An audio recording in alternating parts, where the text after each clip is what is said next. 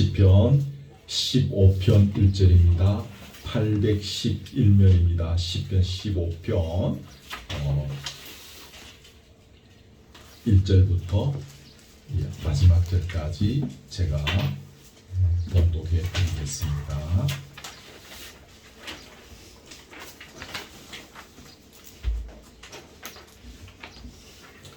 시편 15편입니다. 제가 읽어드리겠습니다. 여호와여, 주의 장막에 머무를 자 누구 오며 주의 성산에 사는 자 누구 오니까? 정직하게 행하며 공의를 실천하며 그의 마음에 진실을 말하며 그의 혀로 남을 허물하지 아니하고 그의 이웃에게 악을 행하지 아니하며 그의 이웃을 비방하지 아니하며 그의 눈은 망령된 자를 멸시하며 여호와를 두려워하는 자들을 존대하며 그의 마음에 서운한 것은 해로울지라도 변하지 아니하며 이자를 받으려고 돈을 꾸어주지 아니하며 뇌물을 받고 무죄한 자를 해하지 아니하는 자니 이런 일을 행하는 자는 영원히 흔들리지 아니하리다. 아멘. 설교를 시작하면서 오늘도 퀴즈를 하나 내겠습니다. 제가 맞췄는지 제가 확인을 그동안 안 했는데 죄송합니다. 맞추셨으면 나중에라도 말씀하시면 제가 꼭 상을 드리겠습니다. 여러분, 거기 우리가 이 땅 살아가면서 제가 퀴즈 2개 냅니다. 한 개는 뭔가 하면 보통 생각할 때에 저 사람 참 복 있는 사람이구나, 저 사람 진짜 복이 많네, 우리가 이렇게 생각할 때가 있지 않습니까? 그죠? 그런 사람이 누구인가? 여러분, 어떤 사람을 향해서 우리가 참 복 많구나, 정말 복 있는 사람이네, 그렇게 말합니까? 답을 제가 말씀드리면 통상적으로 제일 많은 것은 어느 정도 이렇게 물질적으로 여유가 있는 사람, 이렇게 걱정 없이 돈 쓸 수 있는 그런 사람들, 그리고 이제 하나는 권력의 자리에 오른 사람들. 특히 이제 우리나라 같은 경우에는 아직까지 이 권력이라는 것이 굉장히 무섭고, 권력을 가지면 웬만한 것은 할 수 있는 그런 아직까지 사회적 문화이지 않습니까? 그리고 또 하나는 자기가 하고 싶은 것을 할 수 있는 것, 이런 것들도 복 있는 사람이라고 생각할 수 있겠습니다. 여러분들 각자가 생각할 때 저 사람 참 복이 많구나 라고 평소에 생각했다면 그게 어떤 사람이있는지를 지금 마음속에 한번 생각해 보시기 바랍니다. 공부할 때는 공부를 참 잘하는 친구들이 저 어떻게 공부를 저렇게 잘하지? 그런 사람들이 복 많은 친구일처럼 보이고, 사고 싶은 거 마음대로 브랜드 이렇게 신발 운동화 가방 브랜드 있는 거 이런 거 마음대로 살 수 있는 친구들이 복이 많은 친구일처럼 여겨질 수도 있을 것입니다. 답도 제가 다 이야기했는데, 두 번째 퀴즈입니다.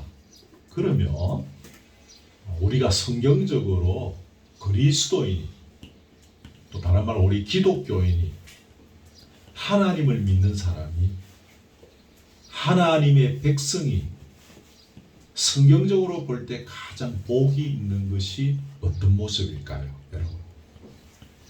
이것 또한 각자가 가진 성경적인 지식이나 또 그동안에 가지고 왔던 성경적 어떤 그런 신앙 사고관에 따라서 조금씩 차이 날 수가 있습니다.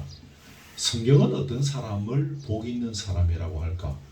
이 답이 하나는 아닐 거예요. 제가 아는 대로 성경에 복 있는 사람에 대해서 여러 가지로 많이 이야기하고 있기 때문에 하나라고 말하기는 쉽지는 않을 것인데, 제가 그동안 예수를 믿고 목사가 되어서 성경을 연구하고 또 설교 준비를 하고 교인들을 가르치면서 여기까지 걸어오는 가운데, 제가 설교자 개인의 입장에서 볼 때 가장 성경이 말하는 복 있는 사람이 누굴까? 설교자의 조금 주관적인 답은 될 수 있습니다. 많은 제가 볼 때는 정말 중요한 거, 이게 뭔가 하면 하나님과 신령한 교제를 나누며 살아가는 사람입니다. 기억하십시오. 성경이 말하는 가장 복 있는 사람은 하나님과 신령한 교제를 나누며 살아가는 사람. 이게 뭔가 하면 오늘 본문에 보면 주의 장막에 머무를 자, 주의 성산에 사는 자라는 표현이 있죠. 이게 장막은 옛날에 성전이 만들어지기 전에 솔로몬이 성전 만들었지 않습니까? 근데 그 성전이 만들어지기 전에 이스라엘 백성들이 광야에서 나오면서부터 회막이라 그래가지고 하나님을 만나는 그런 장소를 이렇게 지정을 했었어요. 그걸 장막이라기도 하는데 이게 이제 장막, 회막 뭐 이렇게 되고 주의 성산 이것도 같은 의미의 말입니다. 그래서 시편에서 장막이나 성산이나 뭐 다 이런 것들은 그 이제 예루살렘 성전을 가르치는. 그래서 성전이 만들어지고 나서는 사람들이 어디서 하나님을 만났습니까? 성전에 가서 하나님을 만났지 않습니까? 그래서 주의 장막, 주의 성산 뭐 이것은 다 같은 의미의 말입니다. 하나님이 계시는 곳, 거기서 하나님을 만나는 곳입니다. 그런데 여기에서 한 가지 중요한 것이 있는데 여기 머무른다 혹은 거기에 산다 이 표현이 두 가지 나오죠. 장막에 머무른다, 주의 성산에 산다 이 표현이 뭐 같은 표현인데 여기서 중요한 것은 잠시 머무르는 것. 오늘 청학동 이게 이 청학서로 16번길 25에 와서 우리가 몇 시간 동안 머무는 것은 잠시 머무는 거죠. 그죠? 이렇게 머무는 것이 아니라 지속적으로 계속해서 머문다, 거기에 산다라는 뜻입니다. 요걸 꼭 기억하시고 그러면 다시 돌아가서 정말 복 많은 사람이 누군가 하나님의 집에서 지속적으로 거기에 사는 겁니다. 하나님의 집에서 지속적으로 머무르며 살아가는 사람이 구약에서 말하는 복이 많은 사람입니다. 그리고 이거를 제가 조금 전에 말했죠. 하나님의 집에서 머문다는 것은 다른 말로 하면 무슨 말입니까? 하나님과 교제하는 것입니다.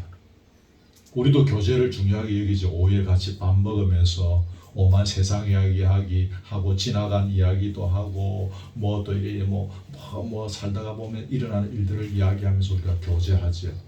하나님의 집에 함께 있으면서 하는 게 뭐겠습니까? 하나님과 첫 번째 교제하는 것입니다. 잠깐 지속적으로 계속해서 하나님과 교제하는 것입니다. 기억하십시오. 그리고 하나님의 집에 있으면 또 하나 있습니다.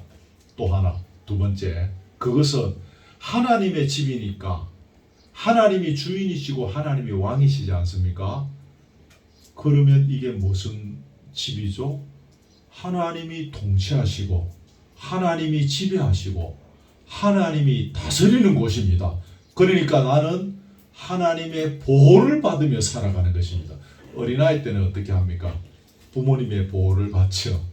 지금 우리 예진이, 지훈이는 아직까지 부모님의 보호를 받지만 머지않아서 지금 몇 살만 지나면 예진이는 나 집 하나 따로 내 또 원룸 하나 얻어줘, 따로 나가서 살고 싶어, 뭐 이런 이야기 할 나이가 머지않아서 물론 또 결혼해서 나갈 수도 있지만 요즘 젊은 아이들은 나이 조금 이렇게 차면 방 얻어서 막 나가는 막 그러잖아. 그러면서 이제 경제적으로도 독립하고 내가 알아서 살 거야. 정신적으로도 독립하려고 하는. 그 부모의 품에 있을 때는 부모의 보호를 받습니다. 부모의 통치를 받습니다. 부모의 지배를 받자는 거죠. 하나님의 백성이 하나님의 집에서 뭐합니까? 하나님께서 통치하시고 하나님께서 지배하시고 하나님 다스리는 그 하나님의 보호를 받으면서 걸어가는 거예요. 두 가지 기억하십시오. 하나님의 집에 하나님의 백성이 가면서 첫째는 뭐죠? 하나님과 지속적으로 교제하는 복. 두 번째는 뭐죠? 하나님의 보호를 받는 것입니다. 얼마나 이 세상이 힘들고 어려운 세상입니까? 마귀의 공격이 끊임없이 우리를 이렇게 무너뜨리게 하는 세상이지 않습니까? 그 속에서 하나님의 보호를 받으며 살아간다는 것입니다. 이것이 오늘 1절에서 하고 있는 중요한 이야기입니다. 나오지는 않는데 여러분 신약 성경에 보면 천국 시민권자라는 단어 아시죠? 그죠? 에베소에 나오는 얘기인데 신약적으로 말하면 같은 이야기입니다. 하나님의 구약에서 말하는 하나님의 백성이 하나님의 성전에 거하는 것이나 신약에서 천국 시민권자로서의 누리는 삶이나 똑같은 것입니다. 이것이 오늘 본문에서 이야기하는 중요한 거죠. 이게 근데 주의 장막에 머물고 주의 성산에 거하는 자가 누구냐 이거야. 누가 여기에 거할 수 있나 이거죠. 이것이 그러면 다른 말로 하면 누가 하나님의 백성으로서의 복을 제대로 누리며 살아갈 수 있는가? 그런 말입니다. 이걸 꼭 기억하시기를 바랍니다. 2절부터는 이러이러한 자격이 있어야 꼭 거기에 머문다는 조건적인 그런 의미는 아닙니다. 여러분 거기 그 마태복음의 산상수훈 이런 것이 하나님의 백성 복이 있는 사람이 받아 이렇게 돼야 복 받는다는 것이 아니죠. 하나님의 백성이면 그리스도인이면 당연히 이렇게 걸어간다라는 그런 의미인 것처럼 오늘 본문도 그런 것입니다. 이러이러한 자격이 있어야만 이 복을 꼭 누릴 수 있다라는 의미보다는 하나님과 교제하고 하나님의 보호를 받는 백성의 삶이 이런 것이다 라는 겁니다. 거기에 그 내용들이 많아서 짤막짤막하게 제가 이렇게 짚고 이렇게 넘어가려고 합니다. 여러분 요점만 오늘 기억하시면 좋겠습니다. 첫째가 뭡니까? 정직하게 행하는 것입니다. 기억하십시오. 정직하게 행하는 것. 여러분 정직하게 행하는 것은 시편에서 아주 중심적으로 가르치는 기독교인들의 삶의 원리입니다. 정직하게 행하는 것. 이 굉장히 시편에서 강조하고 있는 것입니다. 그 언약 공동체, 이스라엘 백성들의 공동체는 뭡니까? 언약 공동체죠, 그죠? 하나님과 약속으로 맺어진 언약 공동체인데 이 언약 공동체에 이 사람을 받아들이는 영입되어지는 가장 기본적인 조건이 뭡니까? 정직한 자입니다. 언약 공동체에 들어가면 정직한 자로서 그렇게 영입이 되어지는 것입니다. 이거 너무너무 중요한 거죠. 그러면 여러분 정직에 대해서는 그동안에 많이 배웠을 것이고 여러분도 다 아실 것이기 때문에 설명을 생략합니다. 정직하게 행하는 것과 반대되는 말은 뭡니까? 정직하게 행한다는 것과 반대되는 세 번째 퀴즈입니다. 지훈이가 마음속으로 한번 맞춰봐. 정직하게 행하는 것과 반대되는 것.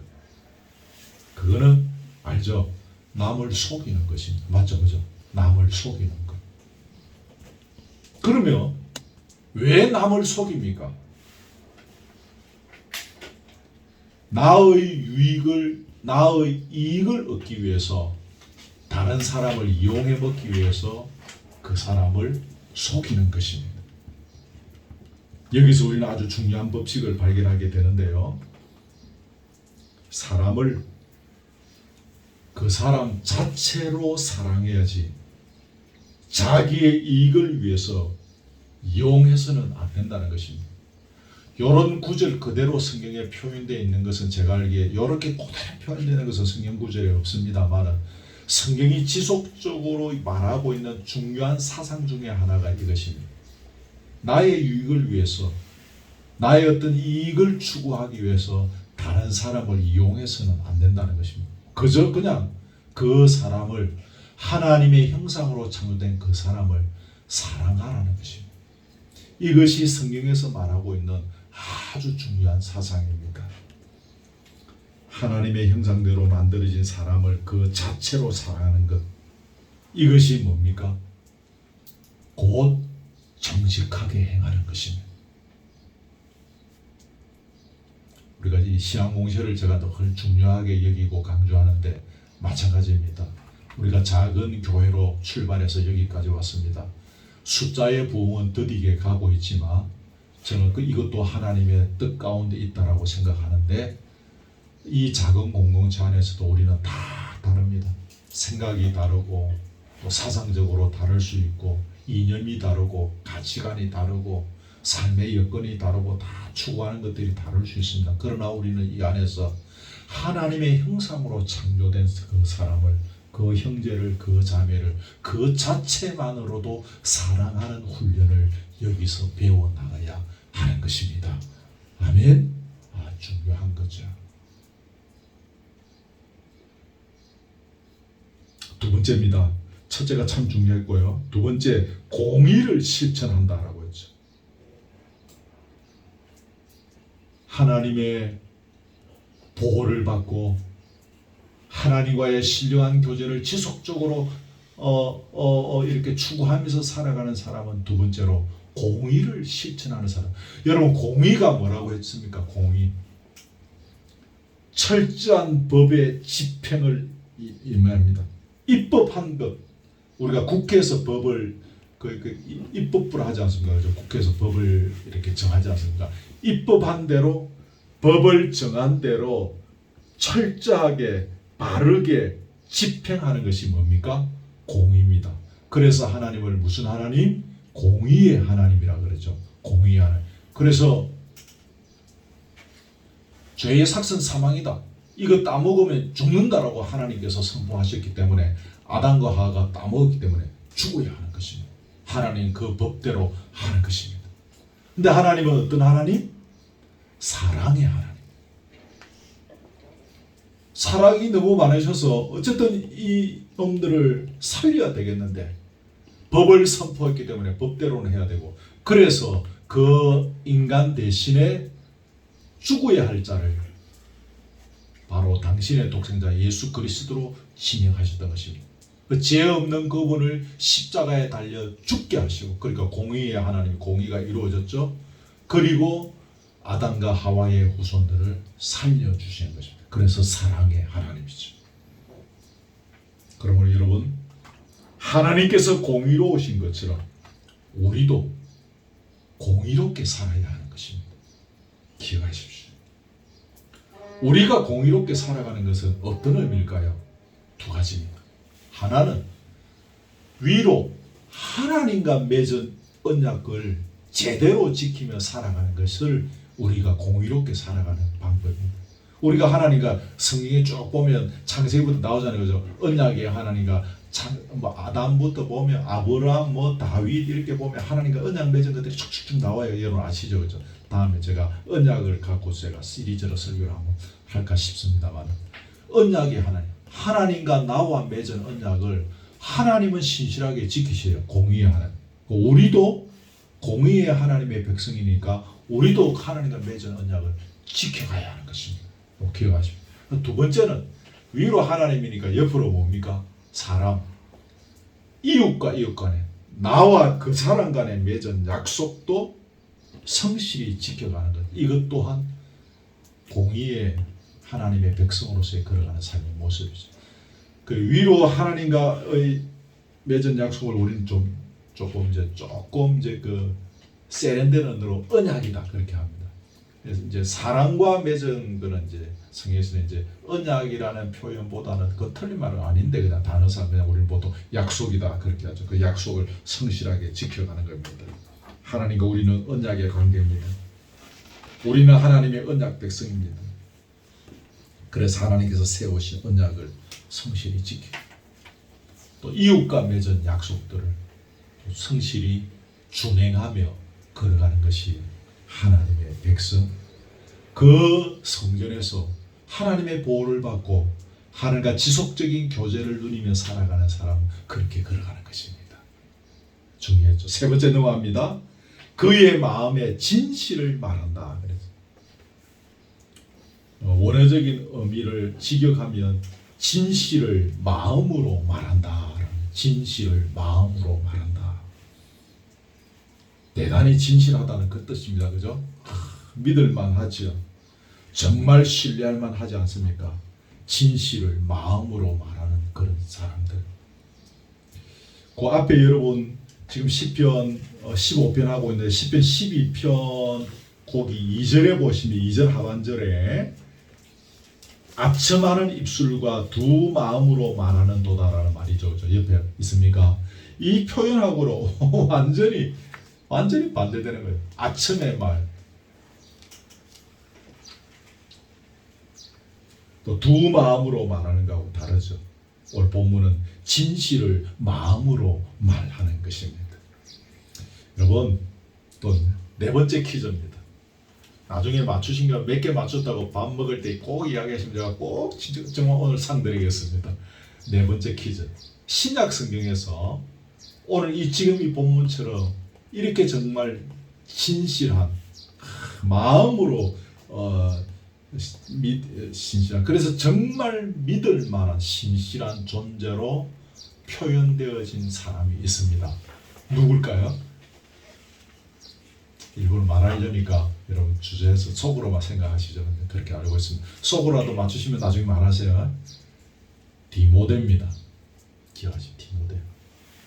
디모데서를 읽어보면 바울이 디모데에게 보낸 편지지 않습니까? 읽어보면 마지막으로 부탁을 할 사람, 내 마지막 부탁을 할 수 있는 믿음의 사람으로 사도 바울이 누구를 지명했습니까? 디모데를 지명했습니다. 그 디모데후서는 바울이 죽기 한 6개월여 전에 기록된 유언과 같은 기록입니다. 자기가 죽기 전에 이제 유언을 쓰는 거죠. 죽을 때가 다 돼가는 거 아는 거죠. 근데 그 유언을 누구한테 썼는가 하면 디모데입니다. 그럼 디모데가 믿을 만한 사람입니까? 못 믿을 만한 사람입니까? 믿을 만한 사람. 못 믿을 만한 사람한테 내 유언장 줍니까? 안 주지. 믿을만 하니까, 정말 믿을만 하니까 디모데에게 자기의 유언을 그에게 적어서 보냈던 것입니다. 마지막 부탁을, 그 본문에도 보면 거기 있어요. 몇 절인가 보는데 그 1장 쭉 읽어가다 보면 내 마지막 부탁을 할 수 있는 사람, 마지막 부탁을 너희에게 한다라는 그런 표현들이 있습니다. 하나님과 지속적인 신령한 교제, 그러면서 하나님의 지속적인 보호를 받으며 살아가는 사람은 이처럼 하나님과 사람 앞에서 믿을 만한 존재, 신뢰할 만한 존재로 그렇게 서가는 것입니다. 중요한 거죠. 넘어갑니다. 3절의 내용은 주부에는 적어놓지 않았는데 1절에서 말하는 이러한 하나님의 백성의 삶의 원리대로 살아갈 때에 그럼 뭐가 열립니까? 열매가 열립니다.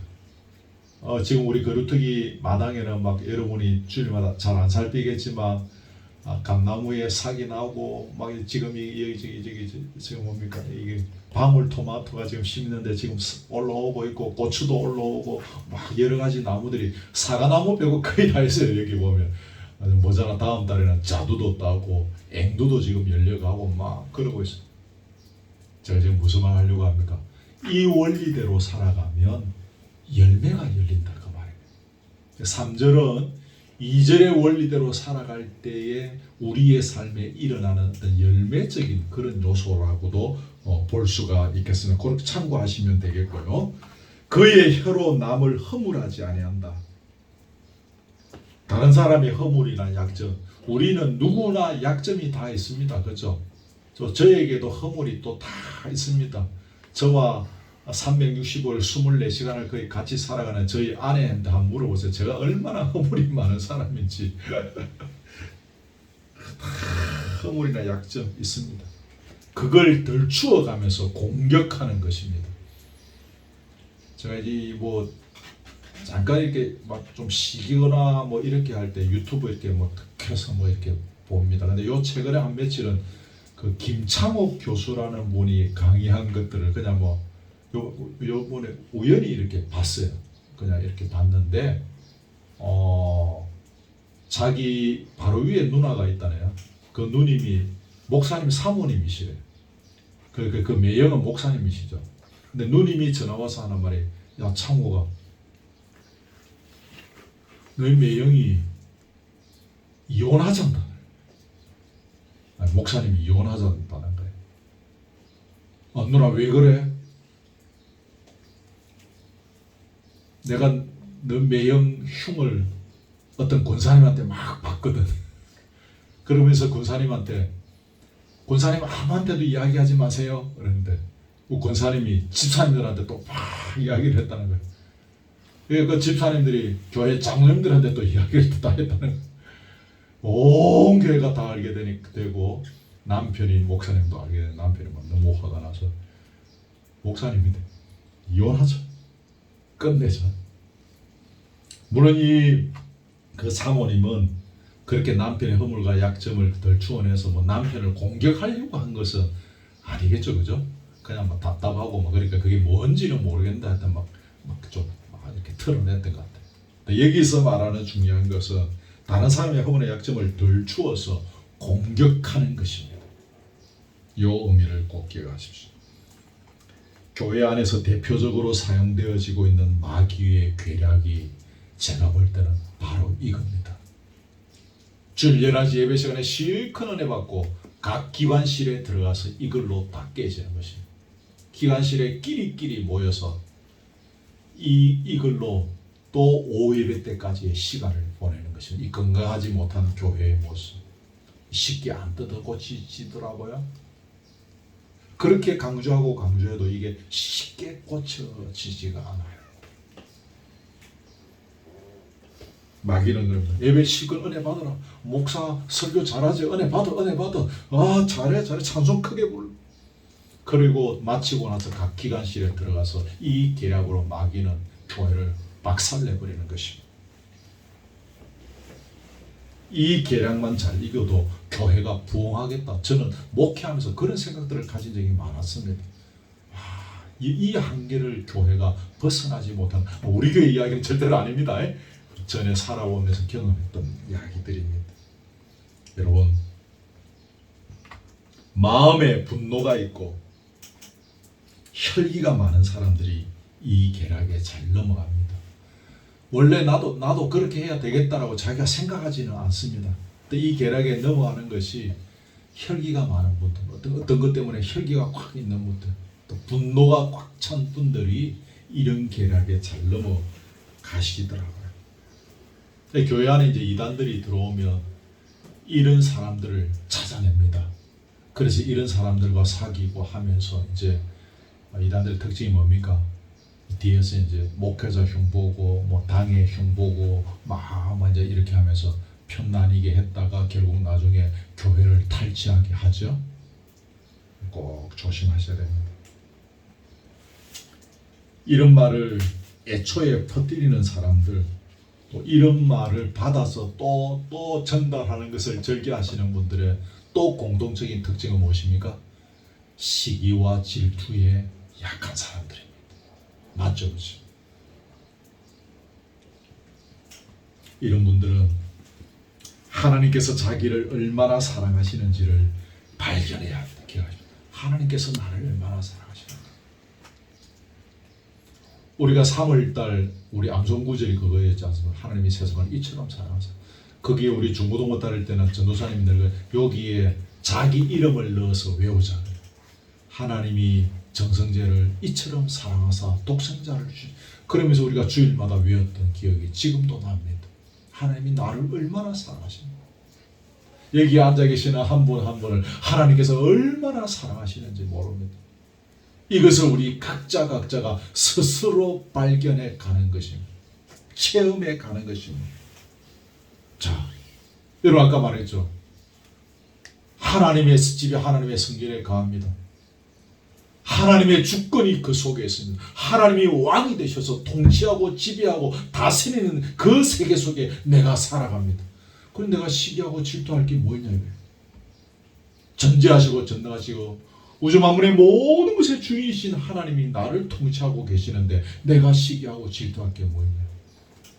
이 원리를 스스로 발견하고 깨닫게 되어지면 시기와 질투에서 여러분 우리가 자유할 수 있는 것이지 않겠습니까? 오늘 본문이 여러분 참 중요합니다. 검사 안 하겠지만 집에 돌아가셔서 유튜브 설교 들으시면서 오늘 본문을 한 몇 번, 100번까지는 안 하실 거고 한 20번이라도 여러분 꼭 곱씹으면서 한번 꼭 소가 되새김질 하듯이 그렇게 꼭 한번 읽어보십시오. 그러면서 하나님이 나를 얼마나 사랑하시는지. 여러분 전능하신 하나님은 이미 우리가 알고 있고 하나님은 전지하십니다. 우리 머리털 하나하나를 다 세가리시는 하나님이십니다. 그 하나님께서 나를 얼마나 사랑하시겠습니까? 나에게 얼마나 많은 관심을 갖고 계시겠습니까? 그 김창옥 교수가 그래요. 투정을 벌이는 이유는 관심을 받고 싶어서 그런 거예요. 관심을 받고 싶어서. 근데 우리가 막 어떻게 해서 관심 하나님한테 막 어떻게 안 해도요. 하나님 우리에게 관심을 갖고 계시고 다 보고 계시는 것입니다. 이것을 우리가 깨닫게 되어지며 우리가 그렇게 우리를 현혹하고 교회를 무너지게 하는 시기와 질투로부터 벗어날 수 있습니다. 어제 우리 장로님 소개로 어떤 스님을 만나서 점심 식사를 하고 왔어요.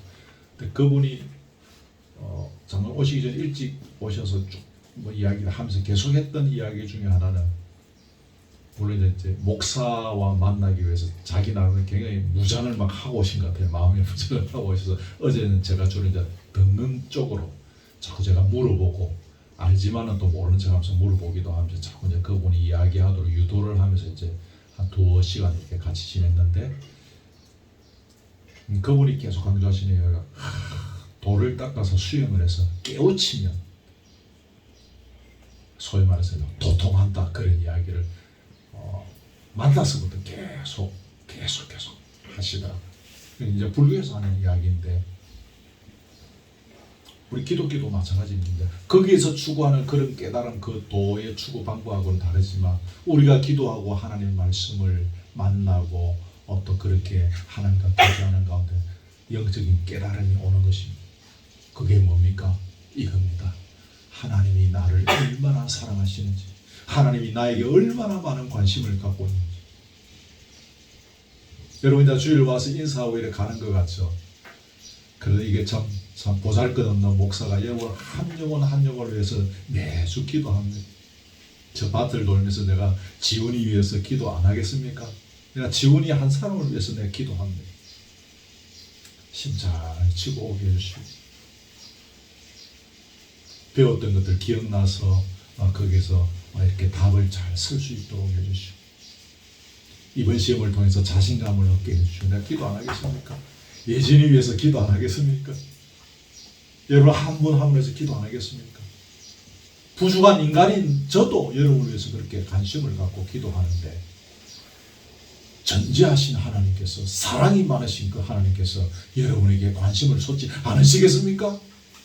쏟으시는 이걸 우리가 깨달아야 하는 것입니다. 이걸 깨달아야 하는 것입니다. 신앙생활에서 남의 허물을 덜 추워내고 그래서 공격하는 것에 재미를 붙인 사람에게는 하나님의 복이 함께하지 않습니다. 기도의 응답이 없습니다. 앞에서 말씀드린 주의 장막에 거하는 이런 복을 누리지 못합니다. 맞지요 여러분? 자, 시간이 없어서 넘어갑니다. 그의 이웃에게 악을 행하지 아니한다. 왜 이웃에게 악을 행합니까? 내게 돌아올 유영무영의 어떤 이익을 위해서 이웃에게 악을 행하는 것입니다. 그게 어떤 것이든 악을 행함으로 나에게 돌아올 어떤 유영무영의 이익을 생각하는 것입니다. 그러나 여러분 우리 그리스도인은 이웃에게 유익을 주는 존재로 살아가는 것입니다. 아멘. 제가 손녀들이 낳고 뭐 이렇게 태어났다고 하면 그래 올라갔었어요. 집사람하고 올라가서 잠시라도 올라가서 요즘 며느리들 얼마나 정갈합니까? 그래서 들어갈 때보다 손 씻고 비누로 손 씻고 그래서 옷 들고 들어가서 이제 아이를 안고 내가 안수기도를 해주었습니다. 첫째 아이도 그랬고 둘째도 그랬고 그 아이를 위해서 기도할 때 했던 중요한 빠지지 않고 기도하는 것 중에 하나는 이 아이들이 커서 이웃에게 유익을 끼치는 그리스도인으로 살아가게 해주십시오. 이웃에게 행복을 선물해 주는 사람으로 살아가게 해주십시오. 우리 손녀들만 그렇게 하겠습니까? 아닙니다. 우리 교인들의 자녀들을 위해서 기도할 때도 아마 여러분 기억하실 겁니다. 앞으로 나가서 세상에 유익을 끼치는 딸로 아들로 살아가게 해달라고 저는 늘 기도합니다. 참 중요합니다. 우리도 마찬가지입니다. 먹고 사는 것이 우리가 굉장히 바쁩니다. 그러나 우리는 삶의 초점이 이렇게 살아가는 가운데 이웃에게 유익을 주는 존재로 살아가야 돼. 이게 그리스도예요. 이게 오늘 이 5월달 우리 암송구절 섬김을 받으려 함이 아니오 도리어 섬기려 하고 오셨다라고 했죠.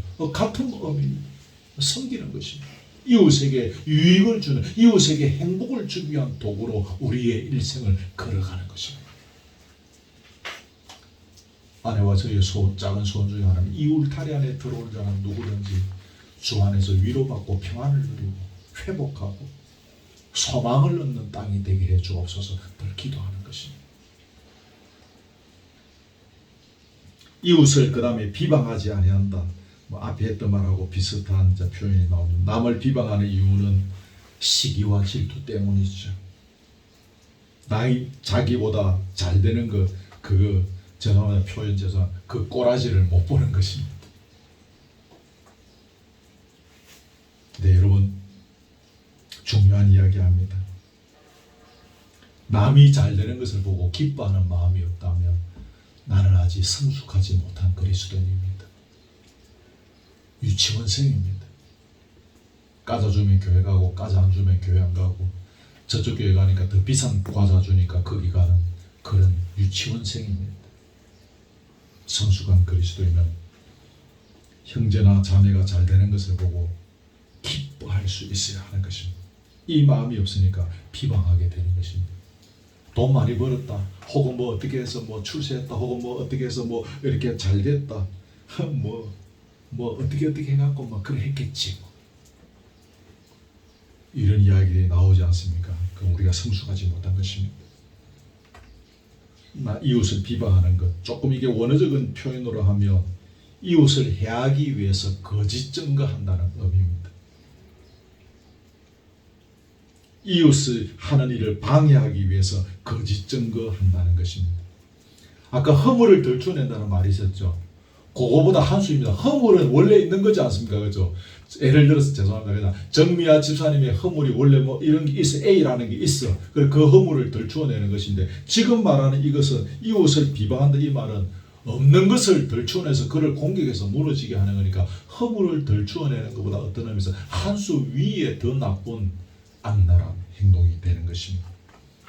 자, 넘어갑니다. 4절 망령된 자를 멸시하며, 이게 조금 어려운 표현인데 그 공동번역에 보면 여호와의 눈밖에 난 자, 또 표준 세번역에 보면 하나님께로부터 버림을 받은 자. 이게 뭔가 하면 이제 아마 그 의미적으로 설명하면 그런 것 같습니다. 하나님이 없다, 하나님 모른다, 뭐 그래서 하나님 아예 무시하고 하나님은 아예 그냥 뭐 그렇게 취급해 버리는, 그냥 아예 막 그냥 하나님으로부터 완전히 떠나버리는 그런 사람들을 의미하는 것 같습니다. 그래서 이제 그런 사람들을 멸시한다는 말은 인간적으로 인격적으로 멸시하고 깔보다 그런 의미가 아니라 그런 사람과 멀리한다, 그런 사람의 삶의 자세를 존대하는 것이 아닌 반대, 아시겠습니까? 그런 의미입니다. 자, 그럼 넘어갑니다. 여호와를 두려워하는 자를 뭐 한다고요? 존대한다. 여호와를 두려워하는 자, 여호와를 경외하는 자를 훌륭하다라고 말한다. 그의 이름에 대해서 좋게 말한다. 그런 뜻입니다. 여러분, 여기에서 우리는 어려운 자가 누구와 교제하며 살아가는지를 알 수가 있습니다.